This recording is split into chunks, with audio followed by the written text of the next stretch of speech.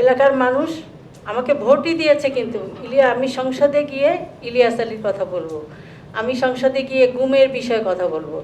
অন্তর্বর্তীকালীন সরকারের সময় গুম কমিশন গঠন করা হয়েছে, 1 বছরের বেশি সময়, 1.5 বছর।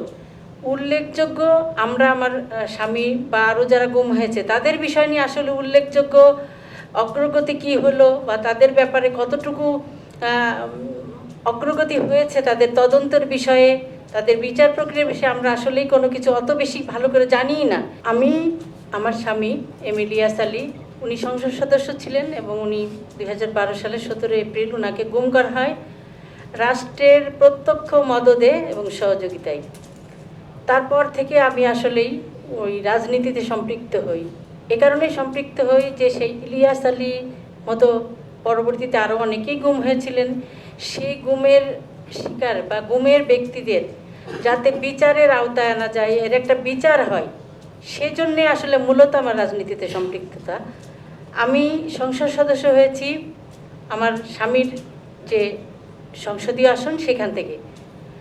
এলাকার মানুষ আমাকে ভোটই দিয়েছে, কিন্তু আমি সংসদে গিয়ে ইলিয়াস আলীর কথা বলবো, আমি সংসদে গিয়ে গুমের বিষয়ে কথা বলবো।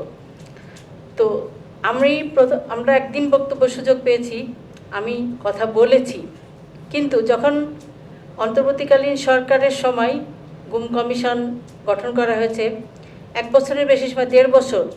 উল্লেখযোগ্য আমরা আমার স্বামী বা আরও যারা গুম হয়েছে তাদের বিষয় নিয়ে আসলে উল্লেখযোগ্য অগ্রগতি কি হলো বা তাদের ব্যাপারে কতটুকু অগ্রগতি হয়েছে, তাদের তদন্তের বিষয়ে, তাদের বিচার প্রক্রিয়ার বিষয়ে আমরা আসলেই কোনো কিছু অত বেশি ভালো করে জানিই না। এখনও পর্যন্ত কিন্তু আমরা আসলে জানি না যে ওনাদের বিচারটা কোন দিকে কেমনভাবে যাচ্ছে। তো ওনারা সংসদে 133টি অধ্যাদেশ উত্থাপন করেছিলেন।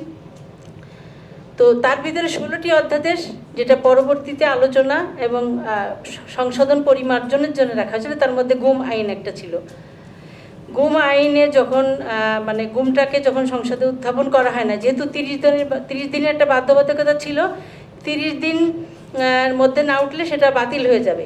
তো সেই যখন এটা উত্থাপন হয়নি, সেই সময় থেকে কিন্তু আমি মাননীয় আইনমন্ত্রী, তারপরে আমাদের স্বরাষ্ট্রমন্ত্রী প্রতিনিয়তই কিন্তু ওনাদের সঙ্গে সংসদে আমাদের বারবার যতবার দেখা হয়েছে আমি কিন্তু এই বিষয় নিয়েই কথা বলেছি। যদি পার্লামেন্টে দাঁড়িয়ে এই বিষয় নিয়ে কথা বলি, কারণ আমাদেরকে এটা কেন হচ্ছে, কিভাবে হচ্ছে, কেন এটাকে কিভাবে করা যায়, সেই বিষয়গুলো নিয়ে আলোচনা করেছি। কিন্তু আসলে এত বেশি সামাজিক যেটা বলবো মিডিয়ার যে অপপ্রচার বা এত আজে বাজে কথাবার্তা আমাদের বিরুদ্ধে বলা হয়েছে বিভিন্ন ধরনের, যেটা আসলে শুনলে বা দেখলে যে কোনো মানুষ একটা অসুস্থ হয়ে যাওয়ার মতো অবস্থায়।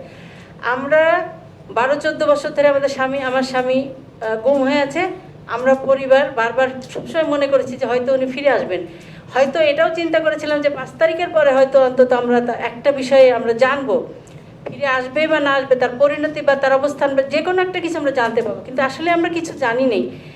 কিন্তু এরকম একটা পরিস্থিতির মধ্যে দিয়ে আসার পরেও এই যে সামাজিকভাবে বারবার করে আমাদেরকে হেয় প্রতিপন্ন করার জন্য যে মিডিয়ার মাধ্যমে যে অপপ্রচারগুলো চালানো হচ্ছে, আমি এর আগে ওই যে কয়েকদিন আগেও ওনার সঙ্গে আমাদের আইনমন্ত্রী মহোদয়ের সঙ্গে দেখা হয়েছে, আমি বলেছি যে এটা নিয়ে কী করছেন, নেক্সট সেশনে এটা উঠবে কিনা, এটা নিয়ে অগ্রগতি কী।